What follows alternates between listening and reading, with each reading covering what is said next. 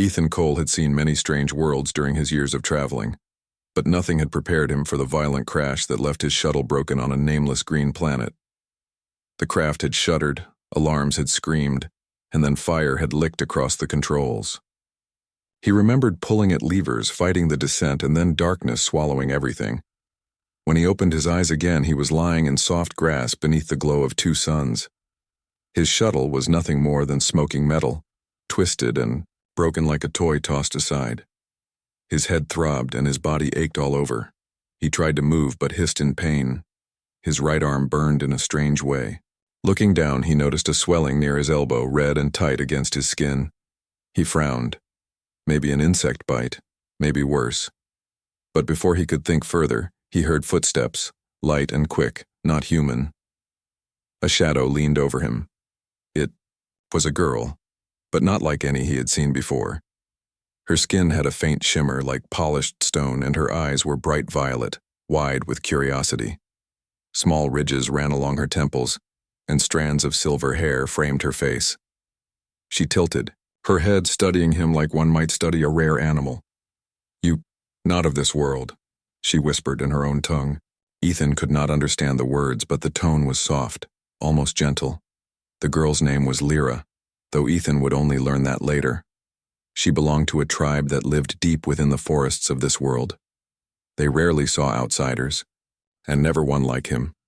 She crouched low, her eyes fixed on the swelling on his arm. To her it looked alarming, like the early stage of a disease she had seen once before in her people. She reached into a pouch at her side and pulled out a small container made of woven plant fibers. Inside was a green paste that gave off a sharp smell. Her people used it to treat infections and strange growths. Without hesitation, she dipped her fingers into the paste. Ethan groaned, trying to sit up. "No, wait," he started, but his voice was weak, and she did not understand his words. To her ears, his sound was just noise, like the cry of a sick animal. She pressed the paste onto the swelling. It stung, burning against his skin. Ethan flinched and pulled back, but she held his arm firmly. "Quiet," she muttered in her language. "This will help." Instead of helping, the swelling pulsed harder beneath his skin, as if the paste was feeding the irritation rather than calming it. Ethan clenched his teeth, sweat forming on his forehead. Lyra frowned. This was not the reaction she expected. Usually the paste cooled and shrank the wound. Why did this strange being's flesh respond differently? She leaned closer, eyes narrowing, and Ethan could see the worry on her face. The forest around them stirred with movement. More figures approached, tall, lean aliens with skin tones of blue and gray. They were older than Lyra, carrying simple tools and weapons made of wood and stone. They spoke quickly, pointing at Ethan, their voices filled with suspicion. "One of them asked Lyra a sharp question. She shook her head and answered, pointing at the swelling, pointing at her paste, explaining that she was treating him. The elders exchanged uneasy glances. A stranger had fallen from the sky, and already his body showed signs of sickness. Ethan tried to push himself up, but the sudden effort sent pain shooting through his arm. The swelling looked worse now, redder, the skin stretched tight. He groaned. The aliens muttered louder, their voices rising. To them, the swelling was proof.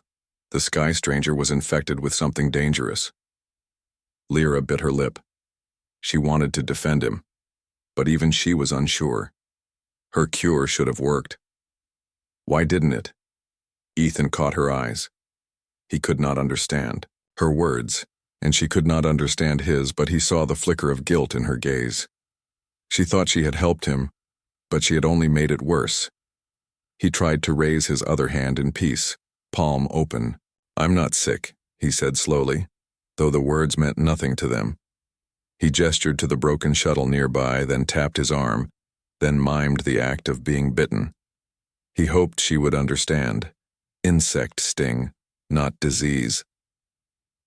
Lyra tilted, her head watching his gestures. She hesitated. Perhaps he was telling the truth. But the swelling still looked frightening, and the others were already murmuring about danger and curses. The oldest alien, A man with dark markings across his face stepped forward and pointed his staff at Ethan. His voice was hard, commanding. He declared that the stranger must be taken away before the sickness spread. Lyra's eyes widened. "No," she whispered, clutching Ethan's arm tighter. She felt responsible. If the swelling was worse, it was because of her paste, her mistake. She could not let them drive him out, not yet. The others argued, their voices clashing like waves. Some wanted to leave Ethan to his fate, others wanted to end the threat immediately. Lyra's heart pounded. She knew her people feared sickness. Above all things, it had taken lives before. But something in her told her this stranger was not a danger. Ethan, still weak and dizzy, could only watch as the voices grew louder, his fate hanging in their words he could not understand. And the while, the swelling on his arm throbbed hotter, redder, proof that the girl's cure had made everything much, much worse. The aliens argued among themselves, their strange voices sharp in the quiet forest. Ethan sat on the ground, weak but alert, his eyes darting between them. He did not need to understand their words to know what they were debating, whether to leave him, help him, or finish him. The swelling on his arm pulsed with heat. It had spread further up toward his shoulder, the skin glowing red. He knew it was only an allergic reaction, something his body would handle with time. But he also knew their fear was real. To them, it looked like a spreading infection. Lyra stood over him, clutching her pouch of medicine. She had never seen a being like him, but her instincts told her he was not a threat. She turned to the elders, speaking quickly. "Let me try again. His body is different. My first mix was not strong enough. I can fix this." The oldest alien frowned. "And if you fail again, his sickness will spread. Our children will suffer." Lyra's chin lifted with stubborn courage. "Then I will bear the blame, but give me the chance, please." The elders hesitated. Finally, one waved his hand in dismissal. "Do what you must, but if he worsens, he must be taken away." Relieved, Lyra turned back to Ethan. He looked at her with wary eyes, not understanding her words but recognizing her intent. She knelt beside him, pulling another vial from her pouch. This one held a darker substance, liquid instead of paste. Her people used it to purge poisons from their own bodies. It was powerful, even dangerous, but she believed it could help him. Ethan shook his head when he saw the vial. "No," he said firmly, pushing her hand away. His voice was weak, but his meaning was clear. Lyra misunderstood. She thought his refusal was fear, not wisdom. "Be still," she said softly in her language. "It will help. Trust me." Before Ethan could stop her, she pressed the vial's tip to the swelling and let the liquid drip onto his skin. The reaction was immediate. His arm jolted as if struck by lightning. His heart hammered against his chest faster and faster, and his breath came sharp and heavy. A rush of strength surged through his muscles, unnatural and wild. He staggered to his feet, eyes wide, trying to keep control. The aliens gasped and shouted in alarm. To their eyes, the human was transforming. His chest heaved, his stance grew stronger, and his movements sharper. The swelling on his arm did not shrink. It glowed brighter, as though the liquid had only fueled it. "Monster," one cried, raising a spear. Ethan raised his hands in surrender, trying to show he meant no harm, but his body betrayed him. His muscles twitched, his voice came out as a roar. "Wait," he cried, but the sound was too loud, too strange. Lyra's heart dropped. She had meant to heal him, but instead she had made him look more dangerous. The villagers backed away, gripping their weapons. Fear spread like wildfire through their ranks. "No," Lyra shouted, standing between Ethan and her people. She spread her arms wide, blocking their view. "He is not a monster. This is my fault." But the villagers were not convinced. They whispered about curses and transformations, their fear feeding on itself. Ethan stumbled backward, clutching his chest. His pulse was out of control, his vision blurring at the edges. He could feel the liquid racing through his blood, making him stronger, but also unstable. He wanted to calm them, to explain, but every breath made him look more threatening. Lyra turned back to him, guilt flooding her chest. She had wanted to help, but her cure had only made things worse. She reached out, placing her hand gently on his uninjured arm. "Please," she whispered, though she knew he could not understand. "Do not give up." Ethan met her eyes. For a moment, the chaos around them faded. He saw sincerity in her gaze, regret in her trembling hands. She had not meant to harm him. She was only trying to protect him in the only way she knew. But the villagers were growing restless. One stepped forward, spear raised, ready to strike. Ethan's instincts flared. His body, fueled by the strange serum, moved faster than his mind. He grabbed a broken branch from the ground and blocked the spear with a sharp crack. The attacker stumbled back, shocked by the human's sudden strength. The others shouted in panic. To them, the stranger was now violent, proof of their fears. Lyra's voice rang out above the noise. "Stop, all of you!" She faced her people, her voice trembling but firm. "He is not our enemy. I gave him the purge serum. It is my mistake, not his. If he seems dangerous, it is." The forest village remained tense long after the elders gave Lyra permission to try again. No one lowered their guard completely. Spears stayed ready, and whispers followed Ethan wherever he moved. The strange human stood in the clearing, breathing, heavy, his body still trembling from the powerful liquid Lyra had given him. Lyra's heart sank each time she looked at the swelling on his arm. It was not shrinking. If anything, it seemed larger, the skin stretched and angry. She tried to keep her voice calm when she spoke to the elders, but inside she was filled with fear. Ethan watched her closely. He could not understand her words, but he understood her face. Worried, determined, guilty. He wanted to tell her not to try another cure, but there was no way to explain. His voice and gestures would only confuse her. The villagers muttered louder. One said the swelling was spreading. Another said the human was cursed by the skies. They remembered the way he had blocked the spear with unnatural strength. To them, it looked like a sickness that turned him into something more dangerous with every moment. Lyra shook her head and knelt by Ethan again. She opened her pouch and pulled out another small container, this one filled with a thick golden serum. This will work, she told herself more than anyone else. It was the strongest healing extract her people knew, used only in desperate cases. Ethan's eyes widened. He shook his head, pushing her hand away. "No, no more," he said, voice rough. He pointed at the swelling, then mimed calm, then shook his head again. His meaning was simple. Stop treating me. But the villagers saw it differently. They thought he was resisting healing because the sickness wanted to live inside him. To them, his refusal was proof that the disease controlled him. The elder shouted something, and two men stepped forward. They tried to hold Ethan still. He struggled, pulling away, but his body was still bursting with strength from the earlier serum. He broke free easily, though he never struck them. He only raised his arms to keep them back.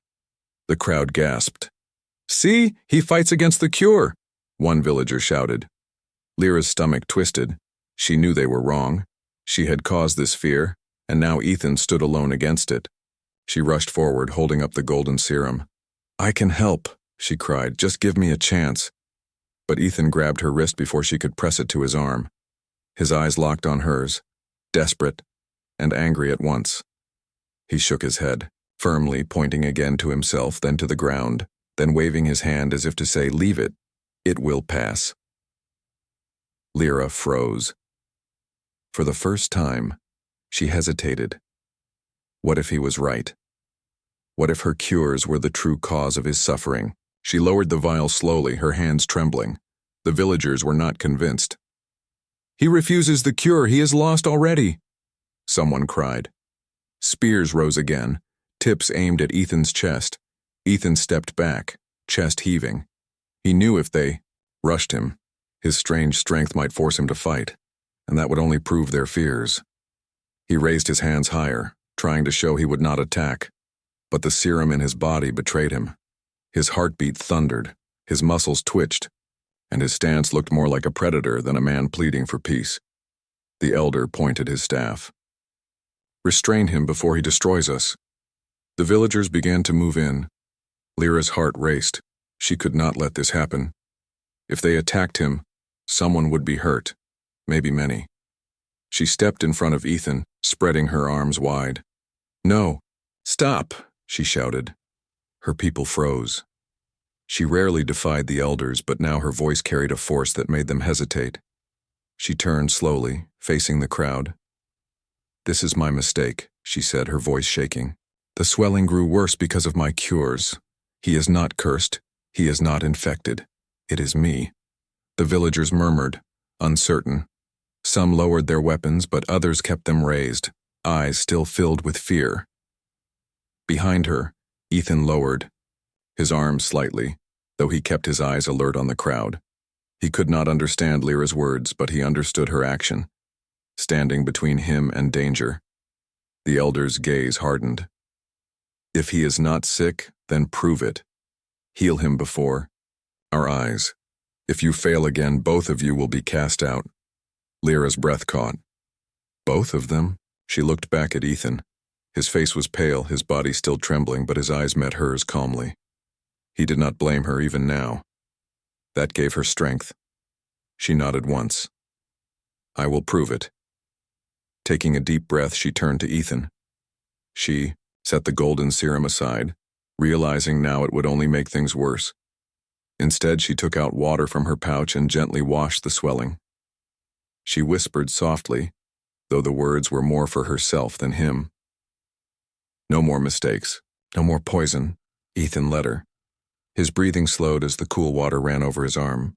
It did not heal the swelling, but it eased the burning. Lyra's people watched, confused. They expected glowing magic, not simple washing. Lyra stood tall. "This is all he needs. Time. His body will fight the swelling itself. I will stay with him, and if it worsens, I will take the blame." The elder narrowed his eyes. "We will see. But if you are wrong, the forest will decide your fate." The villagers slowly lowered their weapons, though their eyes still followed Ethan with suspicion. The crowd dispersed little by little, leaving only the elders watching closely. Lyra finally let out the breath she had been holding. She turned back to Ethan and smiled faintly, though her eyes were wet with guilt. "I will not try again," she whispered. "Not unless you ask me." Ethan gave a tired nod. He could not understand her words, but he felt the meaning in her tone. The swelling still burned, the tension still lingered, but for the first time since the crash, Ethan felt a fragile thread of trust between them. Yet deep inside, Lyra knew this was far from over. The human was not safe, and neither was she. The situation had only begun to escalate. Night settled over the forest village, and the air grew cool under the glow of 2 moons. The villagers kept their distance from Ethan, whispering in the shadows. They did not trust him. To them, the swelling on his arm was still proof of danger. They believed Lyra had only delayed the inevitable. Ethan sat near a small fire, his body weak, his breath steady but heavy. The strange serum still pulsed inside him, leaving his muscles tense and restless. The swelling on his arm burned, but he ignored it. What troubled him more were the eyes watching him from the dark. Lyra sat nearby, her silver hair catching the firelight.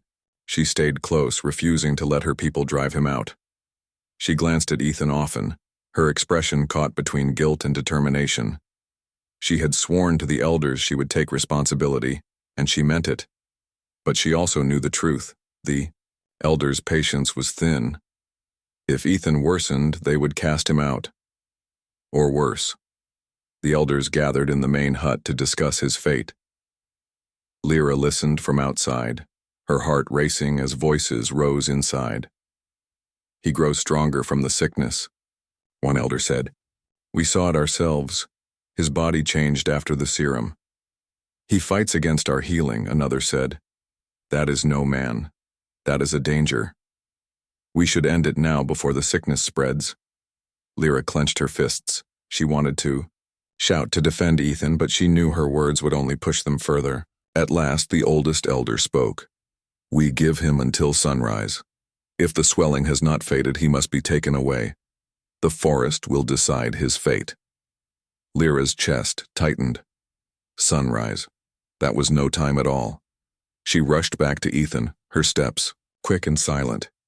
He looked up as she approached, sensing her worry. She knelt beside him, lowering her voice. "They will cast you out at dawn," she whispered, though she knew he could not understand her words. Ethan tilted his head, watching her face. He did not understand the language, but he understood her tone. Fear, urgency. She touched his arm, gently, pointing toward the forest. "We must go." Ethan hesitated. He looked at the villagers, then back at her. Running would make him look guilty, but staying meant danger. He studied her eyes. They were steady, filled with determination. She was risking everything for him. Slowly he nodded. That night, while the village slept, Lyra led him into the trees. She carried only a small pouch of supplies, and Ethan followed quietly, though his body still ached. The forest was alive with sounds, creatures calling, leaves whispering in the wind. But Lyra moved with skill, guiding him through paths hidden from others. When they were far enough, she stopped near a wide tree with roots that formed a small shelter. She motioned for Ethan to sit. He lowered himself carefully, groaning as his arm throbbed. Lyra sat across from him, pulling out water and a small piece of cloth. She soaked the cloth and gently pressed it to his swelling. Her hands were soft, careful this time. No strange serums, no glowing paste, only cool water. Ethan sighed in relief. The burning eased a little. He looked at her and managed a smile. "I'm better," he said quietly. Lyra tilted her head. "Better?"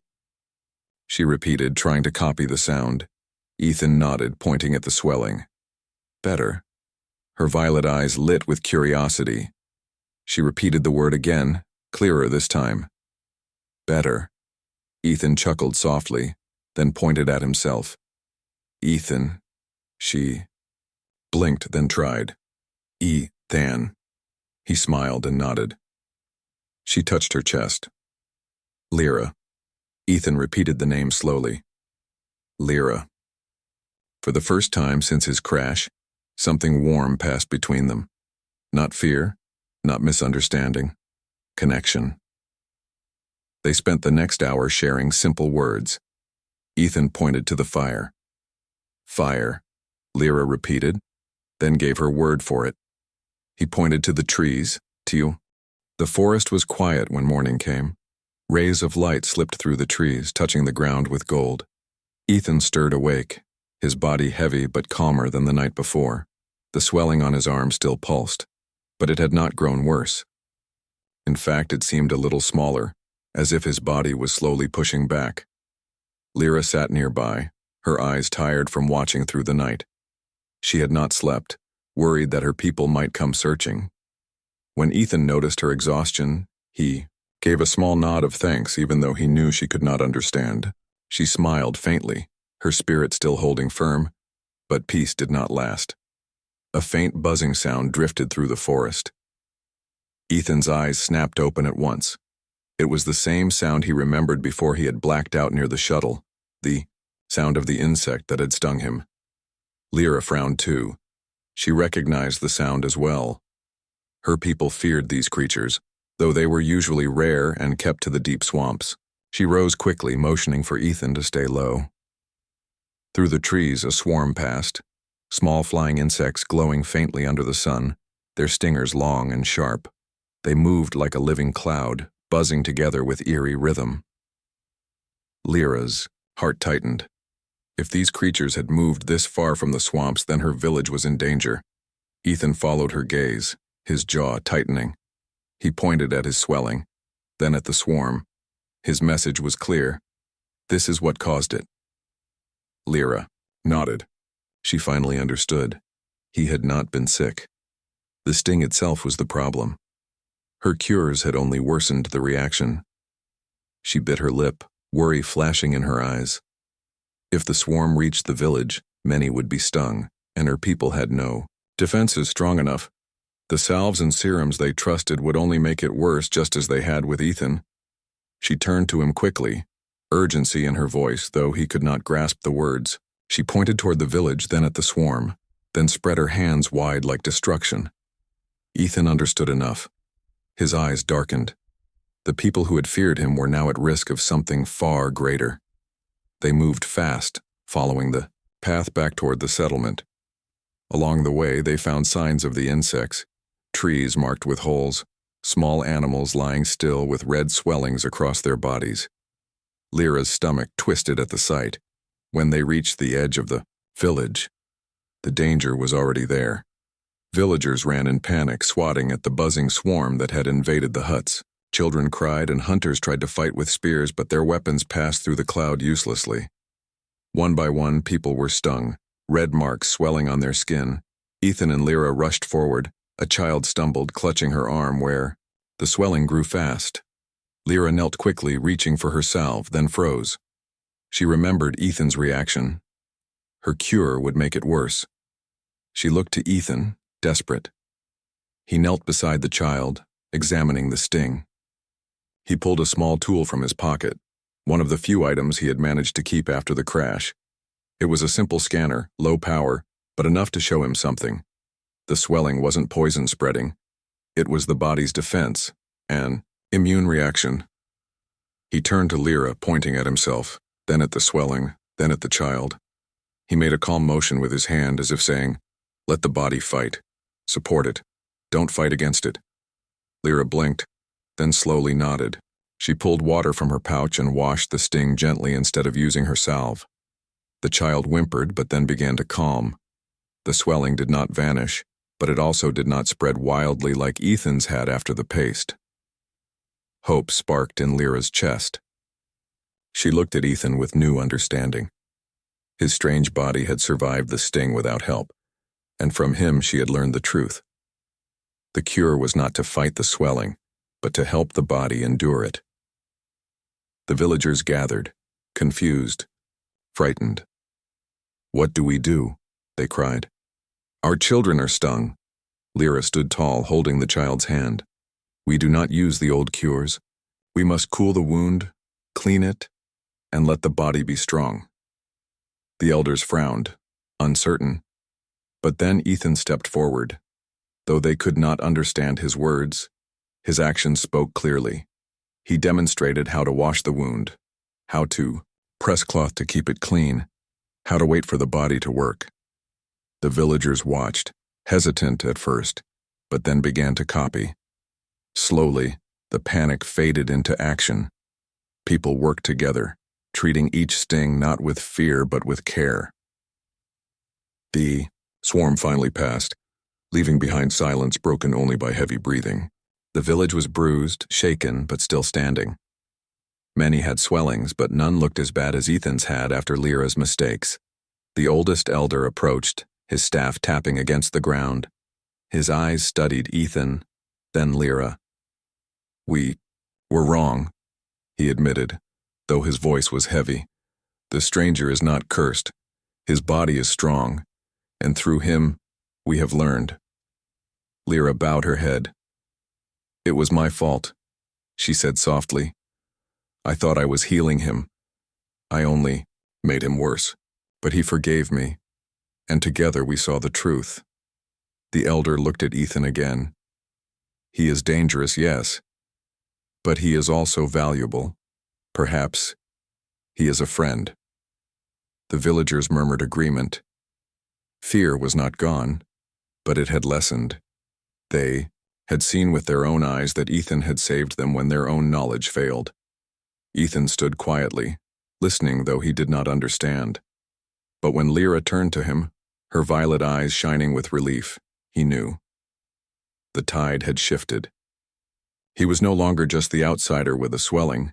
He was part of the solution. Still, in his heart, Ethan wondered if this was only the beginning. The insects were spreading, and if they reached beyond this forest world, others might suffer, too. The real threat was larger than any of them had imagined. The village of Lyra's people gathered in the central square, The air was heavy with fear. The elders stood in a circle, whispering among themselves, and the villagers surrounded them. At the center was Ethan, guarded by 3 tall alien warriors. His hands were bound with glowing cords, and his face was pale from exhaustion. To the villagers, Ethan looked like a threat. His strange swelling, his unnatural bursts of strength, and the chaos that followed had convinced them he carried some curse. Many shouted for him to be driven away before the disease spread further. Lyra pushed through the crowd, her heart racing. She could not let them harm Ethan. It had been her cure that caused his body to react so wildly. The sting had been small, but her ignorance had made everything worse. Now she had a chance to fix it. She would not let fear win. "Please, listen to me," she cried, stepping into the circle. Her voice was trembling but strong enough to quiet some of the crowd. The elder chief, a tall alien with silver marks on his skin, turned his sharp eyes on her. "Child, you defend the outsider again? You endangered us all by hiding him. Do you want our people to die from this strange illness?" Lyra shook her head. "You are wrong. Ethan is not the danger. The real danger is the insects. Their venom causes the swelling. Ethan's body is fighting it, but my cure made it worse." Murmurs spread among the villagers. Some looked doubtful, others confused. The chief frowned. "And how do you know this?" "Because I saw it with my own eyes," Lyra shouted. "Others in the forest have been stung too. The same swelling has appeared on them. Ethan survived because his body is strong. He does not carry sickness. He carries answers." All eyes turned to Ethan. He stood quietly, breathing heavily, but his gaze was calm. He understood enough to know Lyra was defending him. He gave her a small nod. The crowd was restless. Fear still lingered, but Lyra had planted a seed of doubt in their anger. Suddenly a cry came from the back of the square. A villager stumbled forward carrying a child in her arms. The child's arm was swollen badly, red and trembling with pain. Gasps filled the air. "It is the insects," the mother shouted. "They stung her while we gathered wood. The swelling spreads." The elder chief looked shaken. The fear in his eyes was clear. The same illness he blamed on Ethan was now among his people. Lyra stepped closer. "Let me try. Ethan showed me how to use his medicine. Together we can heal her." The chief hesitated. His pride resisted, but the cries of the child broke his silence. He stepped aside with a heavy sigh. "Do it. If you fail, we will have no choice but to end this." Lyra rushed to the child with Ethan beside her. The villagers watched closely, every breath tense. Ethan pulled a small metal kit from his belt, something from his crashed ship he had managed to keep. He showed Lyra again how to clean the wound and mix the salve with the plant extract she had gathered earlier. Working together, they spread the mixture over the swollen area. The child whimpered, but slowly, the redness began to fade. The swelling softened, and the girl's breathing eased. The mother gasped in relief, clutching her child. "She is healing." A wave of whispers and exclamations rippled through the crowd. Hope replaced fear in their eyes. Ethan stepped back, tired but steady. He did not understand their language fully, but the look on their faces told him everything. They no longer saw him as a monster. The elder chief approached slowly. His sharp eyes softened with respect. "Perhaps we judged too quickly," he admitted. "This human does not bring death. He brings knowledge we did not have." Lyra stood, tall, her voice clear. "Yes, he is different, but he is not our enemy. My mistake made things worse, but Ethan never meant harm. Together we found the cure." The chief raised his hands, addressing the villagers. "Let it be known. The human is not a curse. He is a survivor, and his strength has saved our people.